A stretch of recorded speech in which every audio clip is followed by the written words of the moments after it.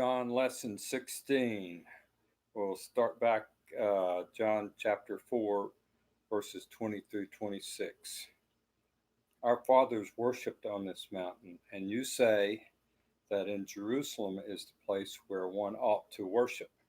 Jesus said to her, Woman, believe me, the hour is coming when you will neither on this mountain nor in Jerusalem worship the Father. You worship what you do not know.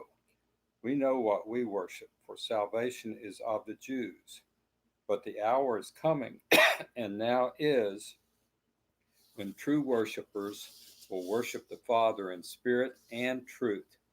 For the Father is seeking such to worship him. God is spirit, and those who worship him must worship in spirit and truth.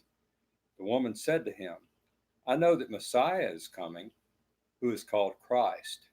When he comes, he will tell us all things.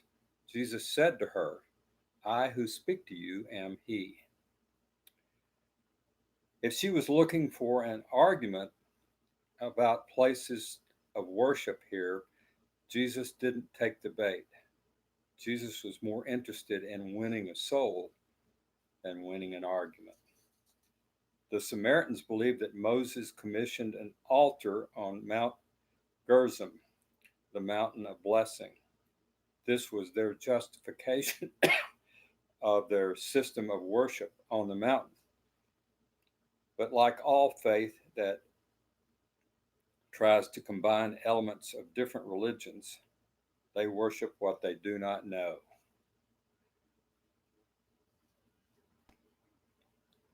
Jesus sets the Jews and Samaritans in sharp contrast here, and he associates himself quite definitely on the side of the Jews.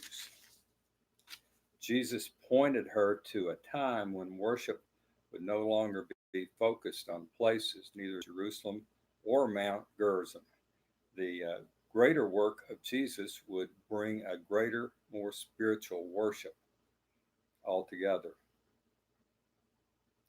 The term worship in spirit and truth needs a little definition as well. With these words, Jesus described the basis of the true worship. It's not found in places and trappings, but in spirit and in truth. To worship in spirit means that you are concerned with spiritual realities, not so much with places or outward sacrifices. To worship in truth means you worship according to the whole counsel of God's Word, especially in light of the New Testament revelation.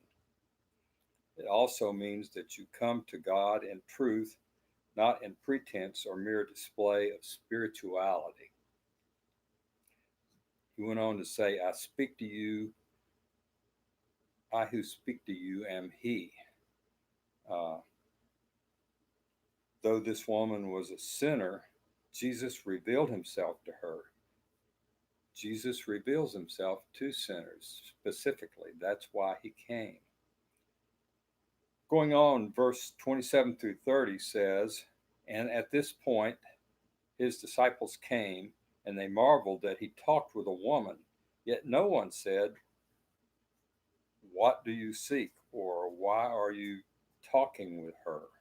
The woman then left her water pot, went her way into the city, and said to the men, Come, see a man who told me all things that I ever did. Could this be the Christ? Then they went out of the city and came to him.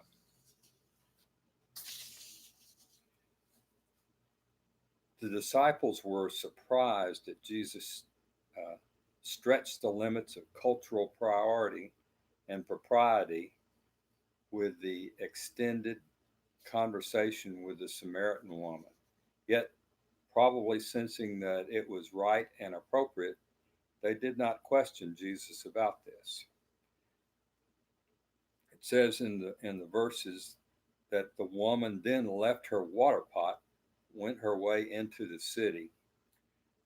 Perhaps sensing the silent awkwardness of the disciples, the woman left her conversation with Jesus and went back into the city of Sychar. She was so impressed by her time with Jesus and so certain that she would return to him that she left the water pot at the well.